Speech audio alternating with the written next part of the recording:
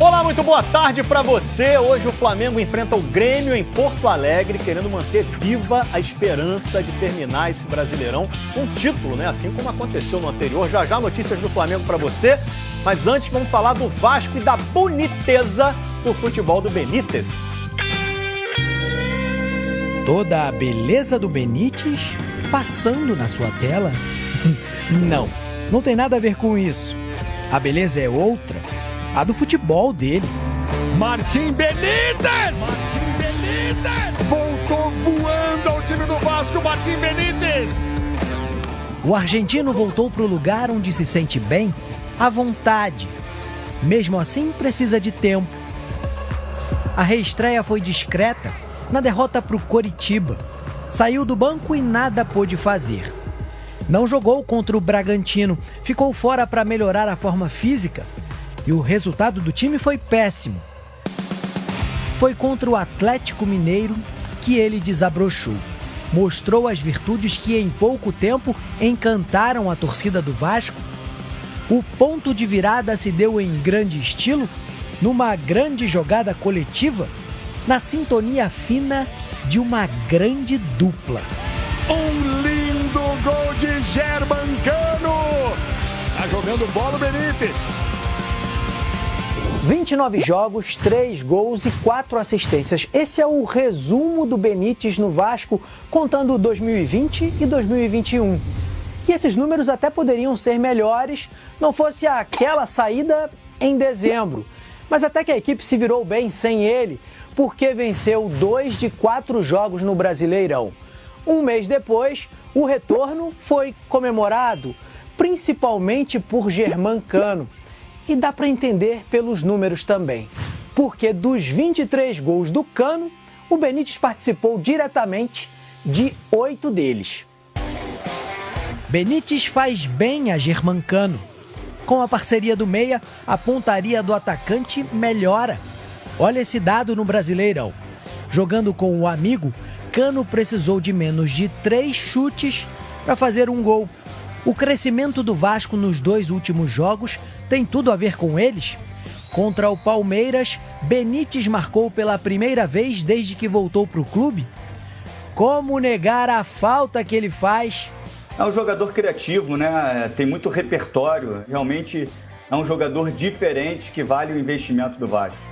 O Vasco abriu 4 pontos do primeiro time da zona do rebaixamento, o Bahia, justamente o adversário de domingo em São Januário. Temos aí confrontos diretos, temos jogos importantes. Nós estamos jogando contra equipes grandes, não estamos tendo medo de jogar contra equipe grande, isso é muito bom. Estamos evoluindo. Vanderlei Luxemburgo levou o grupo para Atibaia, no interior de São Paulo. A equipe só volta para o Rio no sábado. Dias para caprichar nos detalhes. Tá bonito, tá Benítez. Outro que tem entrado muito bem no time é o Gabriel Peck, né? E aí fica a pergunta, será que o garoto merece uma vaga no time titular? Prestes a perder mais uma joia das suas categorias de base, o Marcos Paulo vai jogar no futebol espanhol.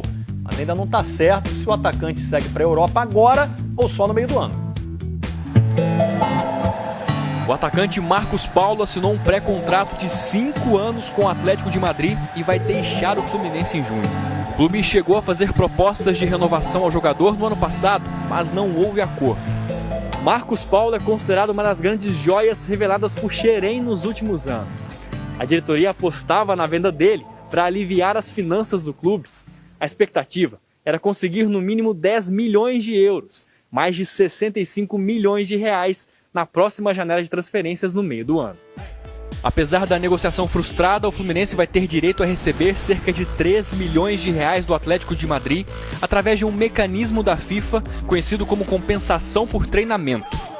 O presidente do Fluminense, Mário Bittencourt, afirmou que ainda existe a possibilidade de Marcos Paulo se transferir no começo desse ano. Essa liberação imediata ainda esbarra em valores e na tentativa do Fluminense em manter um percentual do atleta de olho em negociações futuras. Nas redes sociais, Marcos Paulo já virou seguidor do Atlético de Madrid e de alguns dos principais jogadores da equipe, como o uruguaio Luizito Soares e os brasileiros Renan Lodge e Felipe. Nesse fim de semana... Hoje tem Flamengo e Grêmio, é um jogo adiado da 23ª rodada. Você pode ver ao vivo no Premiere, às 8 da noite. Bateu o Gabriel bateu!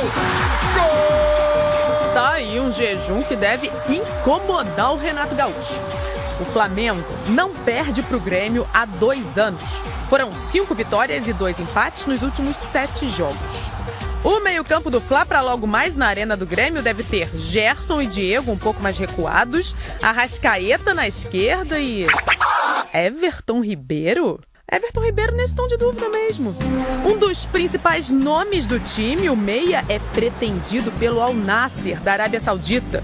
Um desejo que já dura um tempinho, viu? A primeira proposta do clube árabe para contar com o jogador foi feita em agosto do ano passado.